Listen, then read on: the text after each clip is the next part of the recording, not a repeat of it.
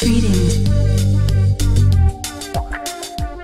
I'm the artificial intelligence who will be assisting you.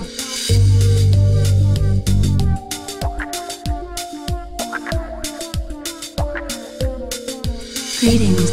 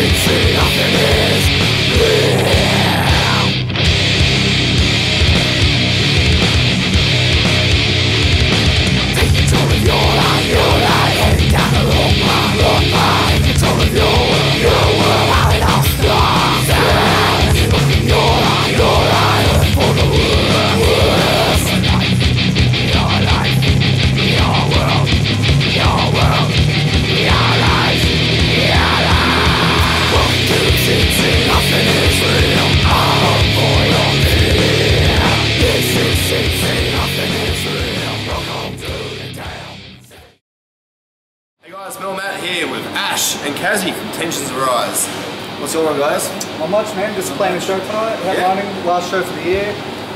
Yeah, Venom. So, it's up around the corner there. Should be good. Great. Let's talk about your new album. It's out now. Yes. How's the feedback been going so far with the new album? Actually, fairly good, I think. Like, our last record is still sort of there to, because as you know, local bands always have to sell merch, and that's the only way you make your money. The last record still sort of, we've still got the same batch when we first got it, and we had a big batch. Like, with this time we've got a smaller batch just to work out the funds, and doing well, man. Probably sold about half of what we got, so we're doing okay. And we haven't played that many shows to sort of circulate it, but I've had a lot of people inbox me on Facebook and stuff. Oh, I need your album, can I get it? So like, I don't know about Ash, but that's the sort of response I've been having. So all the feedback I've gotten from it is really positive as well, which is really good. It's my first sort of recorded effort with the band. So I'm very, very proud of it. And all the feedback I've got is just really fucking good stuff. Kaz, you've been in this band since the beginning. Yep. Talk about how this band first started. Alright, well we started simple. I was in a band from Penrith years ago, and we were together for about 2.5 years. It was my first real band, you know, like when you're in high school and things like that, nothing on you high school kids that are in bands, but a lot of the time you don't really understand that that's fun. So the difference was with me and all my friends that I was in bands with in high school, I always had the mindset of, I need to take this somewhere, what do I do? So I'm actually now, like 10 years on, the only guy out of all those people still going. And so I started the last band, that broke up, just fell apart, man. Like, we released an EP, it was doing well. We were playing mainly out like in Western Sydney to all the younger kids, and it was going really well. And we had one rehearsal where we started demoing our album. That week, fell to shit. Guitarist quit. When I was actually on my way back from Lithgow's funeral in Lithgow, 2 phone calls. My other guitarist and bassist quit. And I'm like, fucking kidding me. Had my drummer at the time was like, nah man, we can't let this go.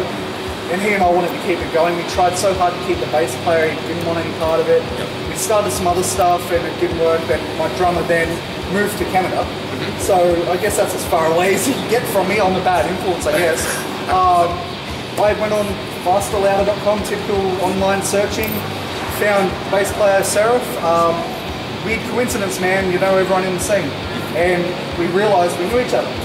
And he was in bands with people I was in bands with and all sorts of shit. Now we're finally together.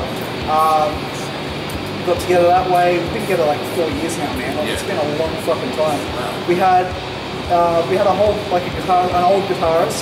We had a whole different set list. We sounded completely different. a month before our debut show, quits.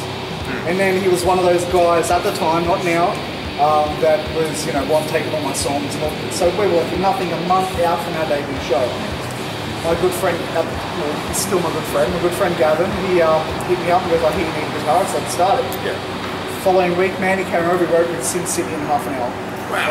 And as you know, like that's the song that people know of us. Everyone's like, "Oh, I'll play Sin City," You were there at our launch. I was. As soon as we said Sin City this year, this is 3 years on. Yeah. Everyone lost their mind. Lost their minds. That's pretty much how it got together, man. Like we had the same one drummer the whole time. Yep.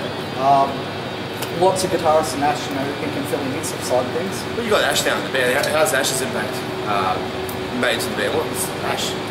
You're brand new to this band. Indeed, I am. Yes. So how did you get approached? Well, believe it or not, I heard about this through my housemate Buzz. Yeah. He's actually good friends with Kazzy, and Buzz, I even remember the day that it happened. I was literally in the kitchen making the food, and I had a little bowl, and I was cooking, and I was cooking the food, and I was making the food, and Buzz calls me into Orlando and says, "Do you want to join a band and go to America?" And I'm like, no, just such a hard decision. I'll just stay here in Sydney. So No, and I sort of said, "What band?" And he said Tensions, and to be completely honest, I'd heard of them, I'd never seen them, but I was like, "Alright, I'll give them a go. I'll go check out the Crack and see how it goes." And as we've gone in, they've sort of played a couple of songs, and I was just blown away. And I've gone, I have to be in this band for sure. Well, didn't you say like you heard demos and stuff like that, and you weren't that impressed? So yeah, well, on the way, this is actually a good story. On the way to the Crack, Buzz was showing me the demos. Actually, no, it was the Sin City EP. And I distinctly remember saying to Buzz, like, this is not that great. Because me personally, I have very, very high expectations of both myself and the people that I play with.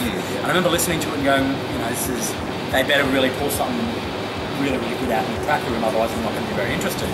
And they did, and then some. Like, they played Defiance, I think it was, Defiance and... Defiance and Sin City. And Defiance just blew me away, and Sin City sounded so much better live than it did on that EP. That EP just does not do them, and by them I mean us, justice. Especially because I'm not on it. You like making mention of the fact you're not on that CD. Yes, I do. So from that point onwards, like after seeing them, I knew that I was like, I have to be in this band, and I learned the songs. I pretty much, and I did what I always try to do, and make myself irreplaceable. I came in, I said, I'm going to make them want me and make them not want to get rid of me. Well, sorry, man, as you know, like we've had a whole bunch of guys and a girl in and out of the band. Yeah.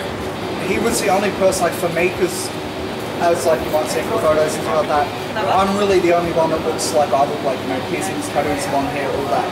And he's just walked into a room with big boots on and, looking at, you see how he looks. Yeah. I just looked at him and went, fuck, I hope he can play because I want him in the band just by how he looks. Yep.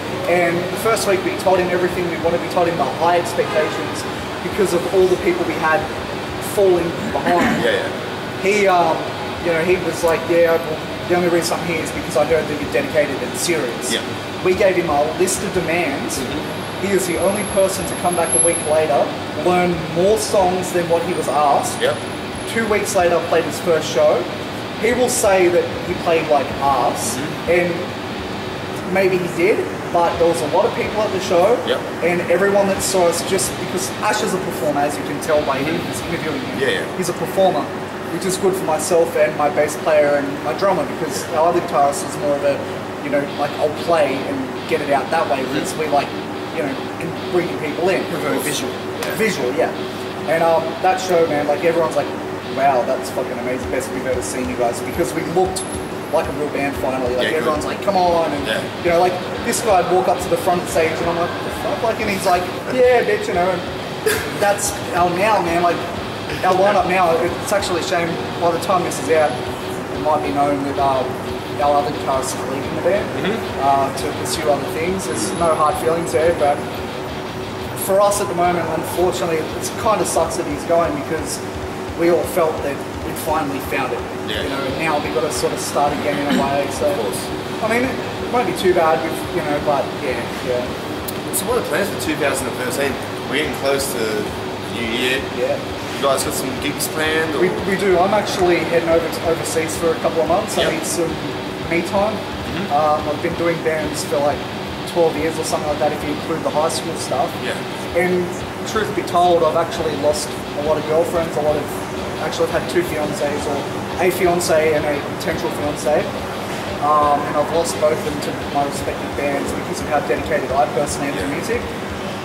I feel I've earned the right to have a break, and thankfully, like I was worried that the guys would be, oh man, what are you doing? We just come back, but it's something I need to do, and they're respecting that. The guys, Ash will probably be able to feed a bit more on it, but they're going to keep working. But we do have about 6 or 7 shows lined up for the start of next year, so we're still going. There's no breakup. You mightn't hear much about us on Facebook. It might be just sporadic stuff. But we're not going anywhere. We're going to come back bigger. Still here. That's it. Now, let's talk about some advice that you give to aspiring musos out there. Yourself, Ash. You've been in a few bands. Indeed, I have, as has Kaz. But sure. Advice that I would like to give, aside from make sure you get good cannons. It's always good to have.